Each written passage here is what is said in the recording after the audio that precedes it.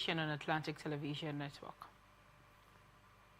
Independent National Electoral Commission has suspended all activities related to the delineation of electoral wards in the Warri Federal Constituency of Delta State. INEC's Director of Voter Education and Publicity, Victoria Etta Messi, who confirmed the development, said the matter has been escalated to the Office of the National Security Advisor, adding that the continuous voter registration exercise in Warri would continue as planned on the existing polling units and registration areas. The suspension came just weeks after a peaceful protest by members of the Urobo and Niger communities from Warri North, Warri South, and Warri Southwest local government areas after the protesters gathered at INEC's headquarters in Abuja to demand immediate implementation of a 2022 Supreme Court judgment mandating a fresh delineation of electoral wards in the constituency. During the protests, community representatives submitted a petition addressed to INEC Chairman Professor Mahmoud Yakubu, warning that the ongoing voter registration exercise without implementing the court-ordered delineation was unconstitutional, while the Supreme Court in its judgment delivered on December 2, 2022 declared the current delineation in Warri was outdated and underrepresentative of the constituency's population. Edo State Special Security Squad has dismantled 5 suspected kidnapper camps in Edo North Senatorial District following an extensive bush combing operation in Ekeke, Era Forest, Onwa East local government area of the state. A statement by Governor Monday Okwelolo, Chief Press Secretary, Monday Itwa, said the operation, which took place on Thursday and Friday, was coordinated by the Principal Security Officer to the Governor in collaboration with the Nigerian Army, local vigilante groups, and other sister security agencies that walked nearly 5 kilometers deep into the forest between Afuze and Ora, where the camps were uncovered and subsequently destroyed. He also said evidence of cattle grazing in the forest further raised suspicion that the hideouts may have been linked to armed headsmen and the suspects charged to court, while buildings belonging to cultists and buildings harboring them were equally demolished. Commissioner of Police Imo State Command, CP Aboki Danjuma, has warned officers and men of the command against unlawful phone searches, extortion, harassment, and other forms of rights violations, particularly against youth. The CP reiterated the ban on the use of unmarked vehicles by tactical teams, adding that shuttle buses must not be used for patrols anywhere in the state, following complaints of harassment, intimidation, and extortion linked to such practices, which will be thoroughly investigated for sanction.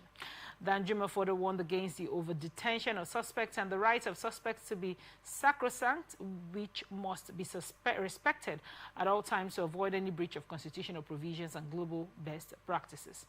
A statement issued on Sunday by the Command's Public Relations Officer, DSP Henry Okoye, in Owerri, the Commissioner of Police directed all area commanders, DPOs, and tactical unit commanders to warn and supervise their personnel, and also reaffirmed the command's commitment to professionalism and accountability in line with the vision of the Inspector General of Police. The CP equally assured members of the public of the command's determination to safeguard their rights as well as maintaining law and order. Kidnapping and trafficking of a 5-year-old girl, Ifeoma Jacinta, from Ondo State to Delta State, has taken a new twist as the family raised the alarm over alleged cover-up by the police. The parents of the victim, through their lawyer, Tokpe Temokun, in a petition addressed to the Inspector General of Police, IGP, accused the Ondo Police Command of compromise over the case, and in the petition in which the Chairman, Police Service Commission, Director General, National Agency for the Prohibition of Trafficking in Persons, NAPTIP, Governor Lucky Ayedatiwa, among others, were copied by the family, who also alleged the police command has been shielding the principal suspect of the crime. Temokun disclosed that while innocent parents of the kidnapped child were arrested and remanded in custody, the main suspect, who owns a popular restaurant in Akure and was the last seen person with the child, remained free. The human rights lawyer alleged that the statement misrepresented the chronology of events, omitted vital information, and suppressed crucial investigative leads, as well as excluded the names of people the investigation had already identified as the culprits. The petition followed the earlier claim by Ondo State Police Command that one Sunday Kingsley of Alagbaka Extension, Akure, reported that Jacinta had gone missing, adding that the case was charged before the family magistrate court, leading to the remand of the child's mother, Nneka Ona, at the Ondo Correctional Center. Still on Ondo State, Governor Mr. Lucky Ayedatiwa has commended President Bola Tinubu for taking steps to reform the economy of the country, describing the development as pro-masses reforms aimed at creating a sustainable economy for the country. Ayedatiwa, in a statement issued by the press secretary to the Deputy Governor, Mr. John Akinduro, gave the commendation in Akure at a Jumat service to commemorate the 65th Independence Day anniversary of Nigeria, represented by his deputy Olaide Adelami. The governor highlighted numerous achievements of the Tinubu-led government that are already producing profound results and impacting the economy positively at a time when Nigeria at 65 has become a testimony of achievements. In his sermon, Grand Imam of Akure Kingdom, Sheikh Abdul Karim Akorede, charged the people to pray for the state and Nigeria. Oyo State Governor Seyi Makinde has appealed to the Nigerian Football Federation, NFF, to consider staging the Super Eagles' international fixtures in Ibadan, saying the move would accelerate his administration's drive to develop the state's sport economy.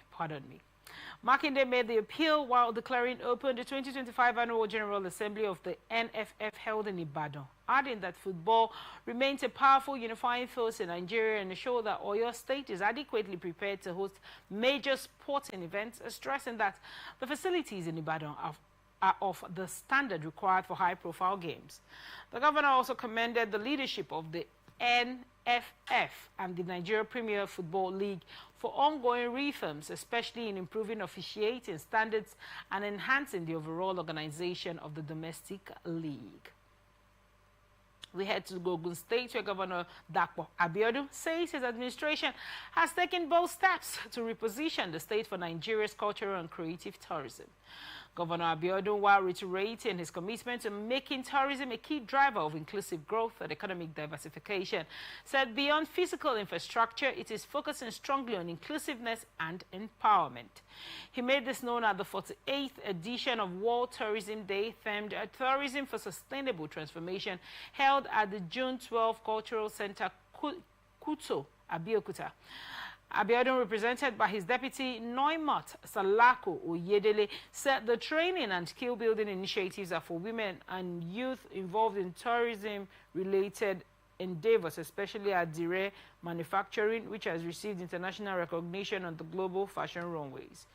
The governor declared the 2025 celebration open and called on all citizens, cultural custodians, entrepreneurs, and partners to join hands in preserving, promoting and globalizing the treasures of the state. Delivering the United Nations Secretary General's message at the event, the State Commissioner for Culture and Tourism, Sisan Fagbayi, said tourism remains a powerful engine of opportunity and capable of creating jobs, strengthening human connections, and driving inclusive as well as tourism to truly fulfill its promise of sustainable transformation. Independent Corrupt Practices and Other Related Offences Commission, ICPC, has launched another investigation into a fresh case of fraud against the embattled Plateau lawmaker Adamu Aliyu, who was recently declared wanted by a federal court. This is coming after Justice Emeka Nwite of the Federal High Court in Abuja had on September 12 declared Aliyu, who represents George's North constituency in the Plateau State House of Assembly, wanted over an alleged fraud of a 73.6 million naira tertiary education trust fund, the 34th contract. The lawmaker landed in trouble after a businessman, Mohammed Jida, petitioned the ICPC for alleging that Ali had promised to help him secure an 850 million naira third fund contract at the University of Jos with a signed memorandum of understanding, and also claimed that he paid the lawmaker the sum of 73.6 million naira upfront, including 52 million naira meant for Immanuel Concept Limited, owned by one Saad Abubakar, who facilitated the said fake contract.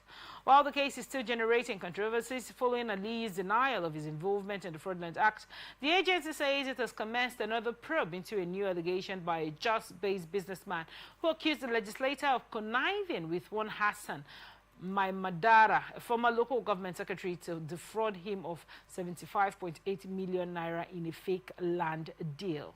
According to the ICPC, the fresh probe was launched following a petition filed by Jos-based businessman Abdulyakin Kabiru, the CEO of Red Limb Global Enterprises, alleging that Aliyu and his accomplice fraudulently deceived him into paying the said sum for a piece of land belonging to the Jos Metropolitan Development Board. He further said the deal took a new dimension after Honorable Aliyu and Maimadara came up with different schemes, including inducement, theft, forged documents, and multiple cash and bank transfers to make him part with more money, which ran into 75.84 million naira, and when it dawned on him that the transaction was fraudulent. Nigerian police force has begun a nationwide manhunt after one of its official vehicles vanished from the force headquarters in Abuja, which is currently sparking concerns over internal security breaches. The missing vehicle, a Toyota Buffalo Land, was reportedly stolen on July 28, 2025, according to internal wireless memo circulated by the Commissioner of Police DFA Castina Command and relayed from the Force Criminal Investigation Department FCID. The SUV assigned to the Department of Operations at the Force headquarters, Louis Edet House, was discovered missing after it was allegedly removed from the official parking lot.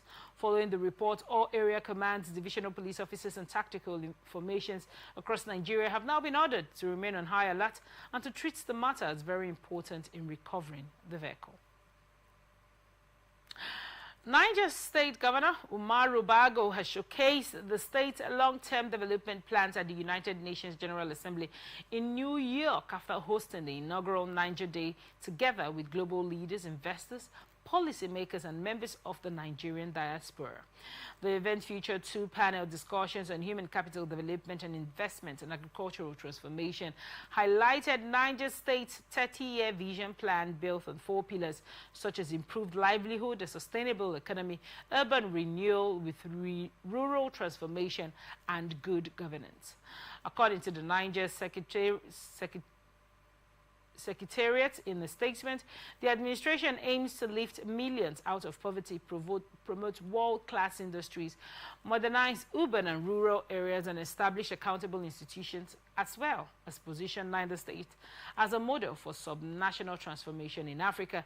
And the major highlight was the signing of 3 memoranda of understanding covering agriculture, youth empowerment, and healthcare. Bago joined Nigeria's delegation alongside Vice President Kashim Shettima, representing President Bola Tinubu, to the 80th United Nations General Assembly in New York, where he's showcasing his new Niger agenda, and the governor is using the global platform to woo investors and highlight the state's opportunities in agriculture, trade, technology, and cultural exchange. He also participated in side events, including the U.S.-Africa Trade Investment Conference, TradeLink 2025, roundtables on economic development, and forums on climate financing, health, and innovation. Department of State Services, DSS, says the arrest of a Kaduna-based social media activist, Abubakar Muhammad, popularly known as Sultan, followed the formal complaint that he allegedly used phishing social media accounts to harass and extort a citizen. According to the DSS Kaduna Command, Sultan was arrested at Lain and Masani, Rigachinkun in Igabi local government area, while investigation revealed that the suspect allegedly created fake accounts which he used to threaten the complainant, working hand in hand to put smiles on the faces of citizens, stressing that the massive turnout at the Congress was a demonstration of public confidence to stir the affairs of the party for the next 4 years. Also speaking, Mrs. Golfa Malam, an aspirant for the House of Representatives seat for Guyuk Shelenge Federal Constituency, congratulated the newly elected executives and urged them to build on the party's successes. She described the new state chairman Alhaji Hamza Madagali as a man of the people and a visionary leader whose commitment to unity and grassroots development would strengthen the PDP. He also urged members to embrace unity and reconciliation, warning that internal divisions could undermine the party's chances in future polls. Nigeria's Security and Defense Corps Jigawa State Command has launched a manhunt for attackers who stormed the rented male hostel belonging to students of Bilyaminu Usman Polytechnic, Hadejia, located along the Hadejia to Malam Madori Road. This is coming after on Thursday, rented off-campus male hostel isolated not far from BU Poly, housing students of the institution, was attacked by suspected assailants wielding dangerous local knives, adding that the assailants reportedly armed with dangerous local knives attacked the students, robbing them of their phones and other valuable items, leaving many frightened in the area. The spokesman of the Jigawa NSCDC Command, ASC Baraduruddin Tijani, confirmed that the agency has already launched a manhunt for the attackers who took advantage of the late hour to carry out the attack, and stressed on the importance of community collaboration in tracking down the suspects. Furthermore, the spokesperson advised the BU Police students and residents in the area to remain vigilant and report any suspicious activity to security agencies, while appealing to the public to assist with any information that could lead to the arrest of the attackers. You're watching The Transition on Atlantic Television Network. We'll return after this break. Please stay with us.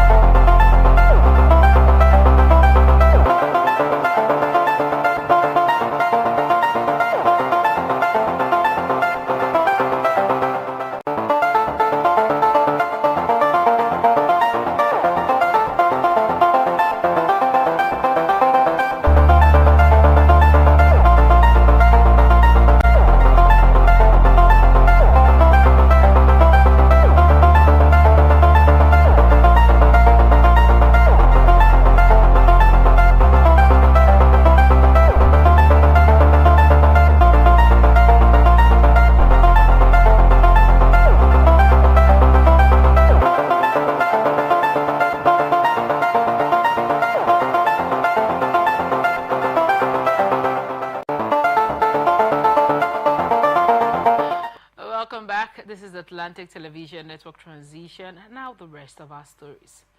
As part of Nigeria's 65th Independence Anniversary celebration, the federal government has held a special Thanksgiving service on Sunday at the National Enumencio Center in Abuja to offer prayers and give thanks for the nation. The event drew top government officials and security chiefs, including Senate President Godswill Akpabio and Secretary to the Government of the Federation, George Akume, as well as their spouses, including Finance Minister and Coordinating Minister of the Economy, Wale Edun, former Plateau State Governor Senator Simon Lalong, and the Chief of Defense Staff, General Christopher Musa, who led the service chiefs in attendance. Speaking at an interdenominational church service held at the National Ecumenical Christian Center in Abuja on Sunday, Akume described governance as a shared responsibility and urged Nigerians to remain united and committed to building a better future. A statement signed by his media aide, Yomi Odunuga, said the church service was part of events commemorating Nigeria's 65th independence anniversary, which drew dignitaries, including top government officials, members of the diplomatic community, and religious leaders. Also featured Thanksgiving prayers for peace, unity, and progress in the country. Akume said Independence Day is more than a remembrance of history, but a renewal of purpose, and also highlighted the importance of accountable leadership and commitment to transparency and integrity. Socio-Economic Rights and Accountability Project SERAP have urged President Bola Tinubu to make public the details of the process for appointing the next chairman of the Independent National Electoral Commission, INEC. In a letter dated September 27 and signed by its Deputy Director Kolawole Oluwadari, SERAP said Nigerians deserve to know the number and names of candidates for INEC chairman and whether the Council of State has been consulted as constitutionally required. The group further said secrecy in the appointment would undermine INEC's credibility, and demanded that the INEC chairman must clearly be non-partisan, independent, impartial, and neutral. SERAP also said, having spent 10 years as INEC chairman, Professor Mahmood Yakubu's tenure will come to an end in November this year. British Council has reaffirmed its commitment to strengthening Nigeria's creative and educational ecosystems through long-term partnerships, targeted capacity-building initiatives, and increased support for young people and educators. This pledge was made during the Creative Economy Week 2025, a high-level gathering in Lagos that convened creative practitioners, cultural hubs, industry leaders, policy makers, private sector stakeholders, and investors to explore strategies for growth and skills development within Nigeria's creative sector.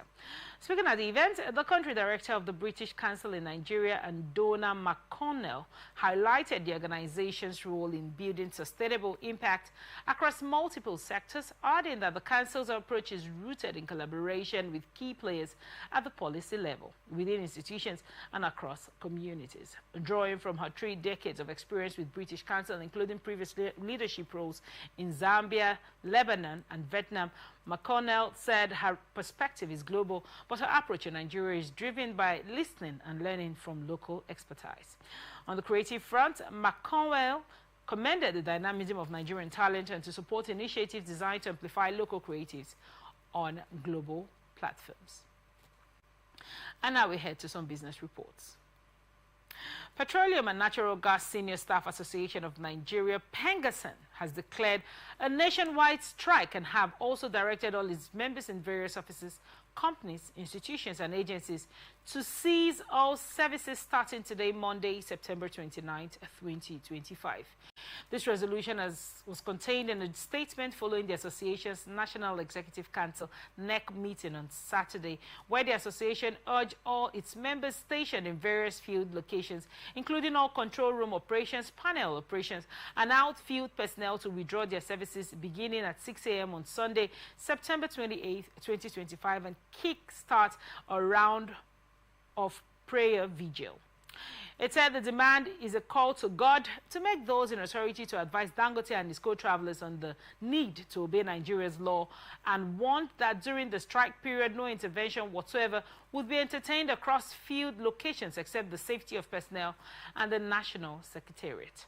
PENGASSEN also directed that all processes that involve gas and crude supply to Dangote refinery be let off immediately. Federal government has assured Nigerians that there will be no disruption in the supply of refined petroleum products following concerns over the Naira for crude oil arrangement and disputes involving the Dangote refinery.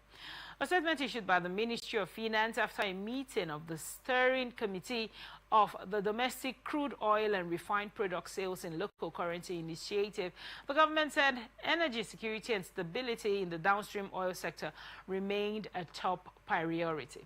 The committee, chaired by the Minister of Finance and coordinating Minister of the Economy, Mr. Wale Edu, said the recent reports of a suspension of the Naira for crude oil deal by the Dangote refinery had been amicably resolved, and also assured that all outstanding issues, particularly the dispute between the Petroleum and Natural Gas Senior Staff Association of Nigeria and Dangote refinery, are being addressed with urgency and in good faith. Also present at the meeting were the Minister of Budget and Economic Planning, Senator Abubakar Atiku Bagudu, the Chairman of the Federal Inland Revenue Service, Mr. Zach Adedeji, who also chairs the Technical Committee, representatives of the Nigerian Midstream and Downstream Petroleum Regulatory Authority, the Nigerian National Petroleum Company Limited, the Central Bank of Nigeria, Afrexim Bank, and the Dangote Refinery. The government insisted that Nigerians should not expect scarcity of price and stability, adding that the federal government remains fully committed to ensuring energy security as well as addressing labor concerns. He also reaffirmed the continuity of its local currency crude oil sales initiative. Following plans by the Petroleum and Natural Gas Senior Staff Association of Nigeria, Pengasin, to shut down Dangote Refinery, the concerned Nigerian Consumers Forum has called on the federal government and the Department of State Services, DSS, to investigate what it described as a plot by the union to sabotage energy independence in the country. The forum, which expressed alarm over Pengasin's threat to picket the $20 billion refinery over recent mass sacking of workers, described Dangote Petroleum Refinery as a critical national asset aimed at achieving Nigeria's energy independence. A statement signed by Comrade Olabisi Taiwo, President, and Dr. Justice Akani Aliko, Secretary, the forum accused Pengasin of plotting to return Nigerians to the agonies of fuel scarcity with attendant economic instability and national embarrassment. The forum said Pengasin, alongside Nupeng, played a significant role in the collapse of Nigeria's public refineries in Port Harcourt, Warri, and Kaduna, and also resisted reforms that blocked privatization and crippled fuel supply with strikes, and the actions contributed to the rot that turned the refineries into relics of corruption and mismanagement. According to the forum, Dangote Refinery is a private initiative designed to end Nigeria's reliance on imported fuel while stabilizing prices and creating jobs. He said the refinery, which employs over 3,000 Nigerians, is not anti-labor, but focused on operational efficiency and safety, and further criticized Pengasin's threat to picket the refinery despite a court order restraining industrial action, describing its actions as union overreach and a violation of the rule of law. Nigerian Union of Petroleum and Natural Gas Workers, Nupeng, has raised an alarm over the activities of faceless individuals it describes as fraudsters who are parading themselves as elders and leaders of the Petroleum Tanker Drivers PTD branch of the union. A statement by its President Prince Williams Akporea and General Secretary Afolabi Olawale, Nupeng declared that no such group exists within its structure and warned the public and the media to disregard their claims, adding that unscrupulous elements are operating under the non-existent and illegitimate banner of PTD elders or PTD leaders in an attempt to deceive, mislead, and create confusion within the oil and gas industry and the wider public. Nupeng said the only recognized and constitutionally elected leadership of the PTD branch is the executive led by Comrade Augustine Egbon as national chairman, adding that any contrary claim is fraudulent, illegitimate, and criminal, stressing that the general public and media are advised to disregard any communication, directive, or request from persons claiming to represent PTD elders. It also said all legitimate dealings with petroleum tanker drivers must be through the recognized PTD leadership under Comrade Augustine Egbon, and Nigerian Police Force, DSS, and other security agencies must treat these impersonators as criminals, arrest them, and prosecute them without delay.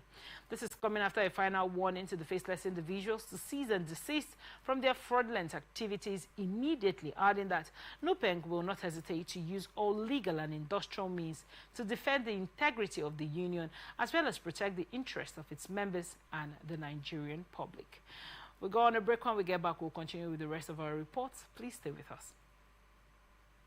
These are exciting times for broadcasting in Africa. The National Broadcasting Commission is set to host the 14th Biennial Conference and Exhibition of African Broadcasters, Africast 2025 in Lagos, Nigeria. Participants will experience a week of world-class expositions showcasing the very best in creativity, innovation, and cutting-edge broadcasting technological advancement and trends in the global broadcast media ecosystem. Theme: Navigating the Digital Surge, Building a Resilient Africa Media Ecosystem for the Future. Date: Monday, October 20th to Friday, October 24th, 2025. Venue: Balmoral Convention Center, Sheraton, Ikeja, Lagos, Nigeria. Time: 9 a.m. to 5 p.m. daily. Visit www.africastexpo.com or email info@nbc.gov.ng. NBC, your right to quality broadcasting. Announcer Management.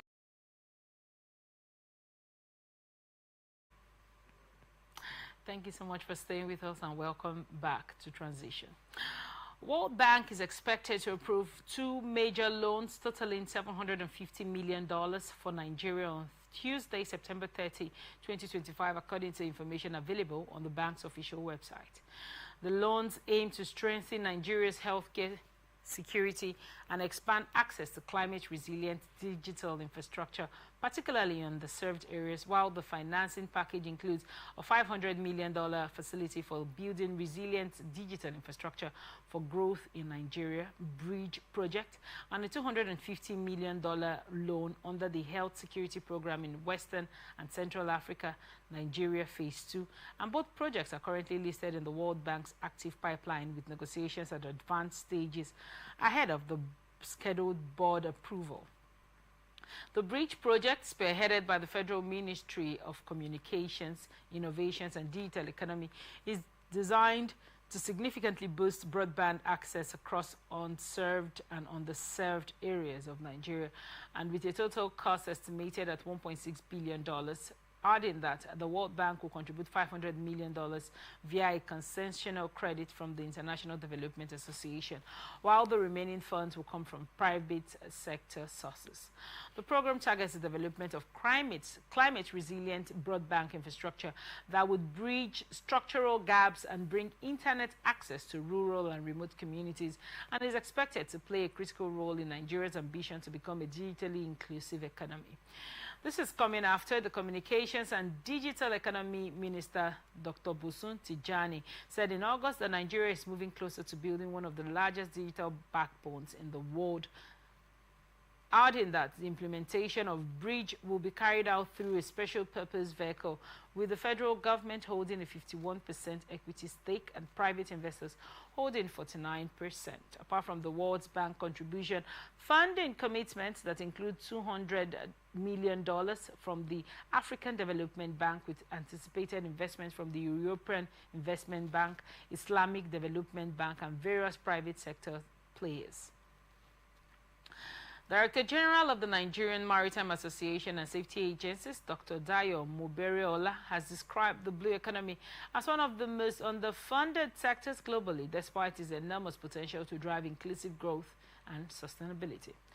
Muberiola spoke in Lagos during the commemoration of the 2025 World Maritime Day organized recently by the Ministry of Marine and Blue Economy, themed "Our Ocean, Our Obligation, Our Opportunity," and the event gathered key maritime stakeholders to deliberate on strategies for safeguarding ocean resources while maximizing their economic value.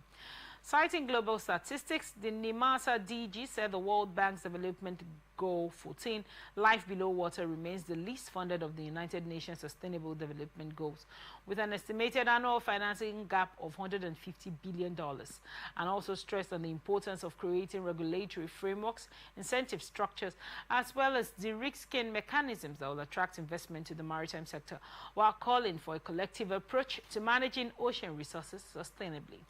According to him, environmental stewardship, maritime safety, and security remains core obligations, and further highlighted Nigeria's advocacy for a just and equitable transition to net zero greenhouse gas emissions, particularly for sub-Saharan Africa, small island states. And earlier, the Minister of Marine and Blue Economy, Adeboyega Oyetola, raised concerns over the growing threats confronting global oceans, including pollution, overfishing, climate change, and neglect, and equally reminded participants that the ocean, covering more than 70% of the Earth's surface, produces up to 80% of oxygen, supports billions of livelihoods, and carries over 80% of global trade. Nigeria Customs Service says it has officially introduced its one-stop shop OSS initiative aimed at reducing cargo clearance time to 48 hours. NCS's spokesperson Abdullahi Mawada made this known in a statement on Sunday in Abuja that the initiative was unveiled recently during a meeting between NCS management and customs area controllers chaired by the Comptroller General C.G. Adewale Adeniyi in Abuja. He said the meeting deliberated on the service's modernization agenda and the role of leadership in driving reforms across commands as a transformative shift which aligned with global best practices and the federal government's ease of doing business policy. Adeniyi also said the reform was designed to sanitize operations, reduce duplication of efforts, and ensure predictability in customs procedures, and acknowledge the role of technology in customs operations and the importance of physical engagement with officers. National Pension Commission has declared fresh capital requirements for pension fund administrators and pension fund custodians, and have also raised the minimum capital threshold to 20 billion naira from 2 billion. PENCOM disclosed this in a recent circular as part of its Pension Revolution 2.0 initiative, which applies to PFAs with 500 billion naira and above assets under management and PFCs with below 500 billion naira assets under custody, adding that special purpose PFAs such as Nigerian Police Force Pensions Limited must hold the 30 billion naira capital requirements, while the Nigerian University Pension Management Company Limited is required to maintain 20 billion naira. The Commission fixed December 31, 2026 as the deadline to achieve the minimum capital